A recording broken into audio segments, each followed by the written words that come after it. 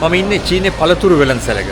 බලන්න අපේ පළතුරු වෙළඳසැල එක්ක මේ වෙළඳසැල කොච්චර වෙනස්ද කියලා. ඒ වගේම මේකේ තියෙනවා අපි දැකලා තියෙන පළතුරු වගේම අපි දැකලා නැති පළතුරුත් තියෙනවා. පොඩ ඇතුළට ගිහලා බලමු.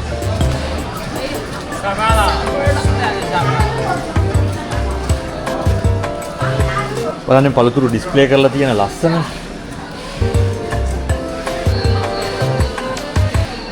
කපලා ලස්සනට හදලා තියෙනවා.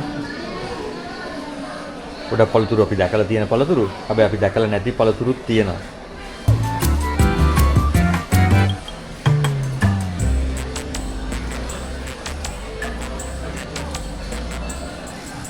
ඇතුලෙන් දුමක් එන විදියට හදලා කූල් කරලා මාර ලස්සනට තියෙනවා.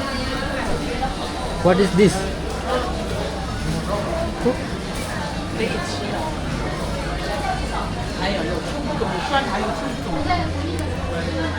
මේ බලන්නකො මේ පළතුර.